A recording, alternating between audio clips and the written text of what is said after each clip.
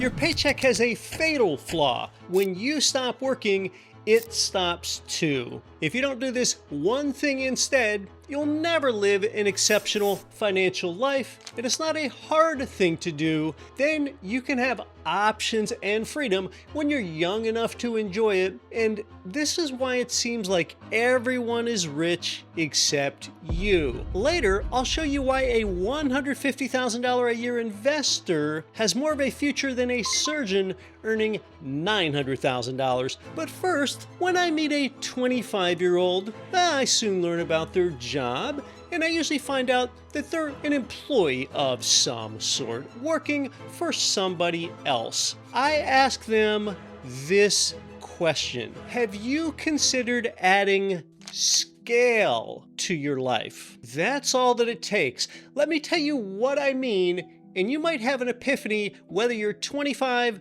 or 65. Hi, I'm Keith Weinhold, Get Rich Education founder, Forbes Real Estate Council member, and see my work in the USA Today. When I ask a 25-year-old, have you considered adding scale to your life? Well, they usually don't know what I mean. I ask that question because sadly, today it's less common to live an economically vibrant life if you have what I'll call a normal job, like a teacher, engineer, retail manager, app developer, or other normal jobs like firefighter, truck driver, physical therapist, social media manager. It's not going to lead to a life with options and freedom. You used to be able to raise a family of 4 in New York City as an employee. That opportunity is just gone for anyone under a certain age. Well, what about professions that might pay exceptionally well? Say doctors, corporate executives, and attorneys, and those people might be older than 25. We're going to look at that some more by the end of this video, including why a $900K annual salary is not enough. Even white-collar careers now have AI breathing down their necks. AI is drafting briefs, reading scans, and virtually attending meetings without pretending to enjoy them. All right, well, what about the outcome for a 25-year-old that's, say, with a more nascent trend of rising AI sheltered trades like plumbing, electrical, HVAC, welding, carpentry, equipment repair, and other jobs where ChatGPT can't crawl underneath your sink? Look, here is the thing. It doesn't matter whether you wear scrubs, a suit, or a tool belt. Employment has one stubborn limitation. Even if you grind hard, even if your body holds up, even if promotions help you climb to the top of the corporate ladder, when you stop working, the income stops. That's the big problem, and yet people keep designing their life this way. Employees lack scale. What is scale? Scale is your ability to increase your wealth or your income without increasing your personal time and effort at the same rate. Scale is why it seems like everyone is rich except for you. Now, employees can find just a little scale, but not enough. 401k contributions can compound for decades, sometimes with an employer match. Some employees receive stock compensation or bonuses, but employees generally sell one unit at a time. That unit is an hour. They're selling their hours for dollars, and here scale is limited, if not totally impossible. You can achieve scale in a few ways. Owning your own business, that's a popular one, but that is highly active and involved and stressful for a long time. There is a more passive way to do it by directly owning rental real estate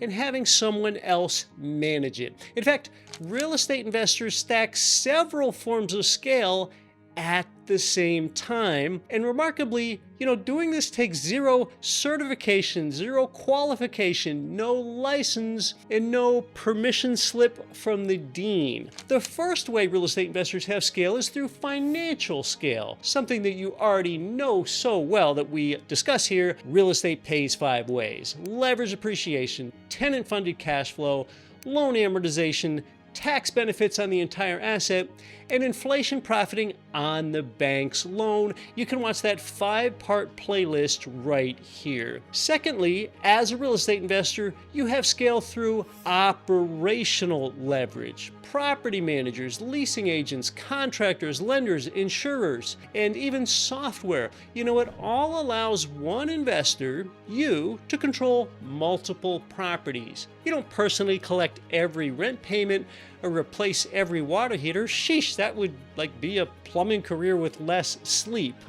And all of this is tenant funded. The third form of scale is geographic leverage that real estate investors have. I mean, an individual living in Los Angeles, you can own property in Atlanta, Tulsa, and Jacksonville. Physical location does not limit where your capital works. Your body can only work in one city. Your capital can work the night shift in 5. The fourth way real estate investors have scale is with replication. Once you learn how to buy one suitable rental, the process can be repeated. Buy, stabilize, finance, rent, and repeat. See, the first property is the hardest, and then your second property, that doesn't require learning an entirely new profession. It can be replicated. There are the 4 dimensions where real estate investors achieve scale. And here is what you're doing with scale. Labor is linear, capital compounds. This is why it seems like everyone else that you follow on YouTube or social is rich and you're not. Yet, I've got more for you, including mistakes to avoid when you're starting out scaling in your life. But first, go ahead and put a like on the video if you like how I'm breaking it down, and thanks in advance for the thumbs up. Here's the important distinction. Employees often mistake earning more with having scale. A surgeon making $900,000 earns a nice income, but see, that surgeon has limited scale if the income stops when the surgeon stops working. It does not solve that problem. But an investor earning just $150,000 from a real estate portfolio possesses more scale because dozens of tenants, properties, loans, and operating systems continue functioning without one-for-one labor. That's the distinction. That's why the 150K investor might or might not be living a better life than the 900K surgeon right now, but they are set up to live a better life than the surgeon in the future. Now, your employer has scale with their many employees, but if you're an employee, then you probably don't. You cannot save your way to scale either. That's just stored labor. Savings become scalable only when you convert them into productive assets. Now, income is how much money comes in. Scale is how little your personal time needs to increase for more money to come in. You can work 20% more hours, but you cannot sustainably work 10 times more hours. But see, capital can be deployed across 10 assets without requiring 10 times more personal effort. And once I realized this at a certain point in my life, I was motivated to obtain loans for rental property. This helped me scale and own more, replacing my active income with mostly passive income sooner. All right, so what should you do? This doesn't mean you should flip over the stupid copier machine as you storm out of work today and announce that you're now a real estate magnate. Not right away. Employment, that can be like your launch pad, like it was for me when I was a humble construction materials inspector for the state DOT. A job, it does provide you with some short-term advantages like seed capital, mortgage qualification, health insurance, steady cash flow, and skills. But the mistake, whether you're 25 or 65, is allowing employment to remain the only economic engine for your entire life. Your job can fund your future, but having just one single linear income source shouldn't be your entire future. Some people just stay on lazy cruise control and let their life unfurl that way. Other people, they merely haven't been exposed to thinking this way. But fortunately, now you have been. And really the bottom line here is that labor won't scale, capital does scale, it compounds, and few, if any, investments offer more dimensions of scale than real estate. And you also get all kinds of other ancillary benefits by gradually tilting away from active income and into passive income, because increasingly when it comes to taxes, you'll often pay a lower capital gains tax rate instead of higher ordinary income tax rates, which are nearly double. The sooner you optimize this and get into as many properties as you can, you're also going to gain the ability to borrow against your assets tax-free and so much more. Scale or fail. That's the lesson here. And you know, most people fear change. That's why they stay stuck in relationships longer than they should, and why they stay stuck in jobs longer than they should. They keep settling for a B+ life. Don't settle for a B+ life. This is something that NYU professor Susie Welch talks about. If you have a D life, oh, everything is lousy. You don't live where you want to live. You don't have reliable transportation, you don't have friends, and you're so motivated to change that D life. But if you have an A+ life, oh, you've got it all. You get to do what you want to do, who you want to do it with, and you're tremendously incentivized to keep that life. But having a B+ life, like so many do, and being stuck in it, this is the most dangerous place to be. You could tread water for years and stay stuck in a life that you know you're not fully satisfied with. You know that deep down. But it isn't so terrible that you feel compelled to change it.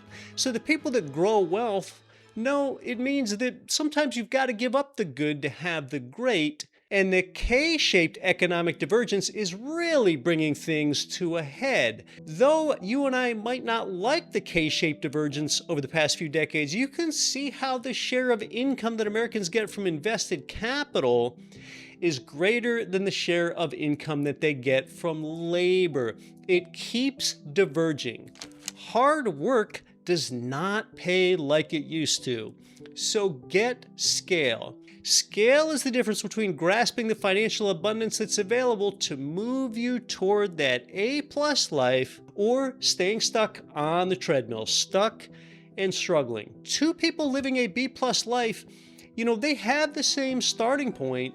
Making a plan that's out of the box is your difference maker. We help you with that here.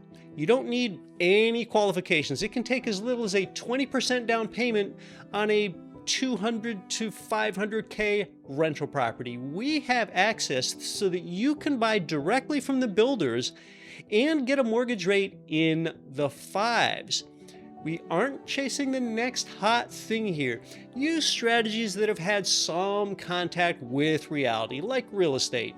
AI can compose a song, summarize a meeting, and fabricate a photo of something ridiculous like George Washington riding a dolphin, but it still cannot download affordable housing. So you're scaling into something sustainable that has a future and that can't be easily disrupted by AI.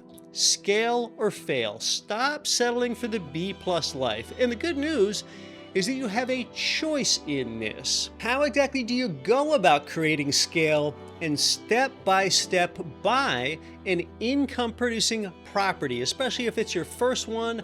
I break it down simply right here.